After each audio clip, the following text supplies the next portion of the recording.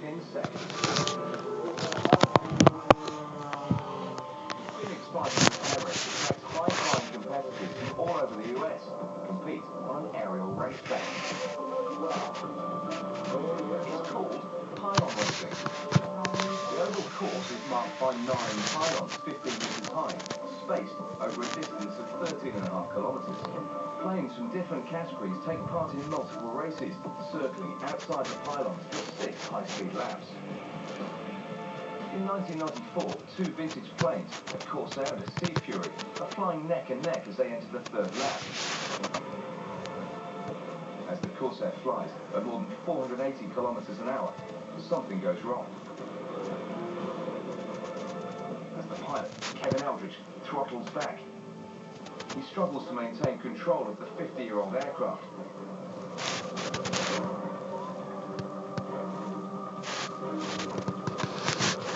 It's hopeless. With the engine belching flames, the Corsair is doomed.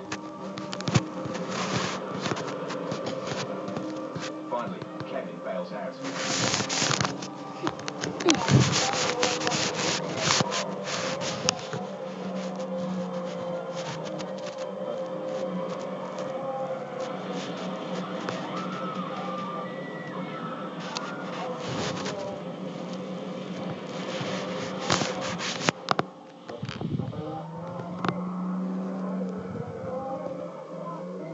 At 750 meters, the 3,000 horsepower engine self-destructs. With a crash inevitable, Kevin banks away from the crowd. The plane starts to nosedive, and at only 600 meters, he bails out. 10 seconds later, the $1.5 million aircraft is destroyed.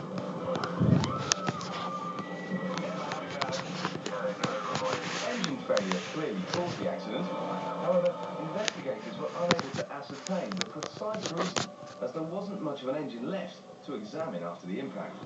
The ejection also injured Kevin. When he jumped out of the cockpit, he struck the horizontal stabilizer, breaking his right arm and the vertebrae in the neck. Happily, he made a full recovery and returned to flying.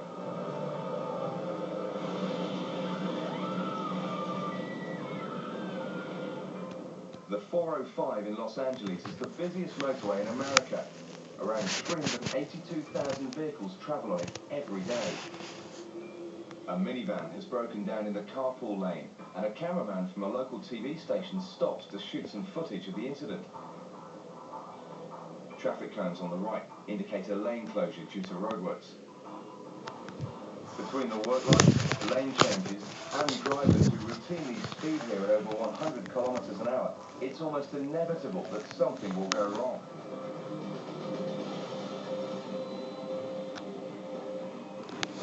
At first, the cameraman keeps shooting, but he soon realizes people will need help. Multiple injuries. I need CHP ASAP. We have multiple people down. There's 2 people sitting in the left of the window. He swings his camera light back and forth, trying to warn approaching drivers.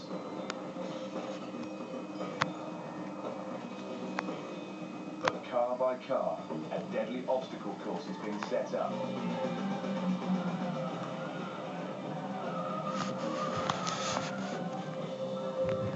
Let's just keep on coming. Southbound 105. 1, 2, 4, 5 lanes. 4 vehicles involved. 2 confirmed injuries here. And it's not over yet.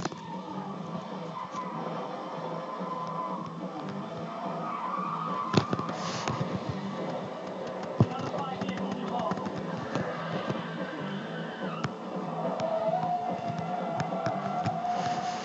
By the time the emergency vehicles arrive, this stretch of motorway is a scrapyard.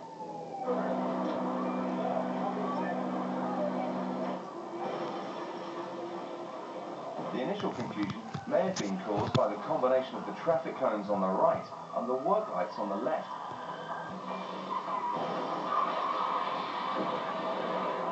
Then, the growing pileup becomes a sudden barrier to oncoming traffic.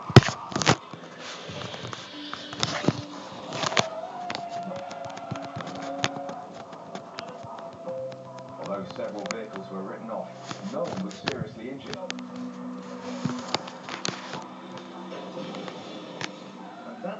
astonishing, considering the numbers involved.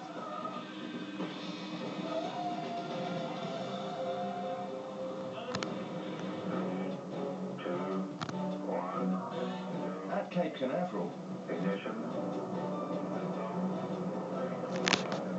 the US Air Force launches a Titan IV rocket carrying the billion-dollar Mercury spy satellite. The rocket shoots skyward at 300 meters per second until it suffers a major malfunction.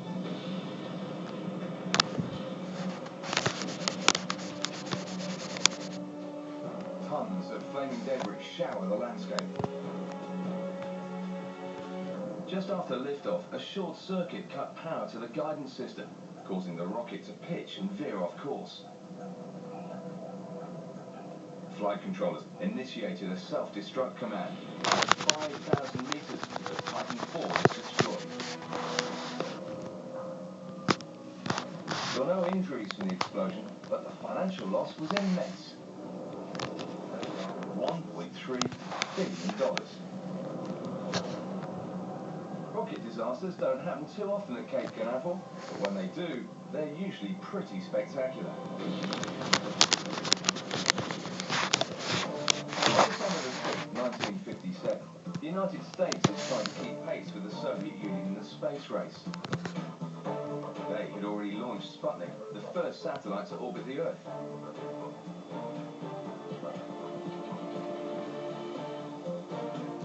In response, the US developed the Vanguard rocket to put its first satellite into space. 16.5 centimeters in diameter, it's designed to gather data on the outer atmosphere.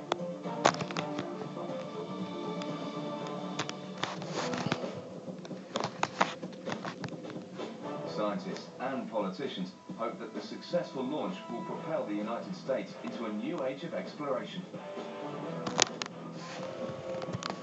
5, 4, 3, 2, 1. Ignition.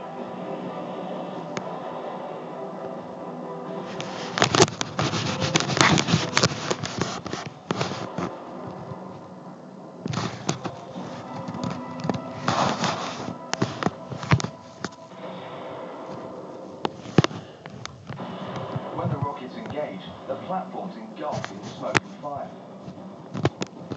But just 2 seconds after liftoff, disaster strikes. The rocket loses power and falls back onto the platform.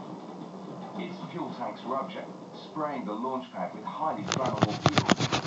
Fuel explodes with massive force.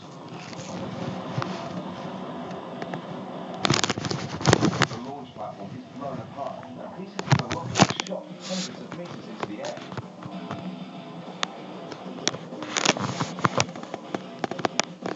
An investigation pinpointed low pressure in the fuel tank and a tiny leak in the rocket's combustion chamber, resulting in the loss of power.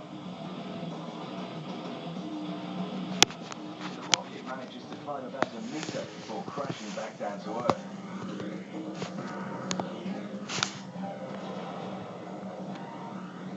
3 months later, the United States successfully entered the space race with the Explorer 1 satellite. That success and later achievements put America in the vanguard of space exploration.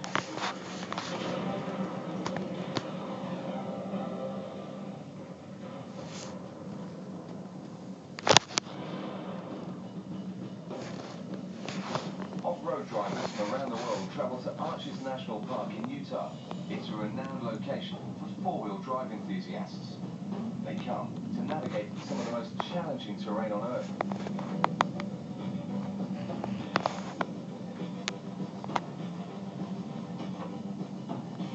A woman on a honeymoon who's never driven off-road before is about to take on Lion's Back Hill.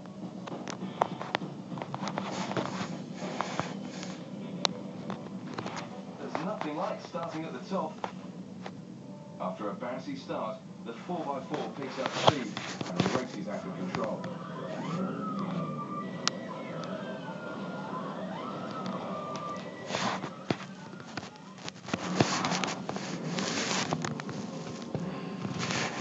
The inexperienced driver panics and slams on the brakes. brakes. The brakes fail, and the 2-ton vehicle has only one direction to go.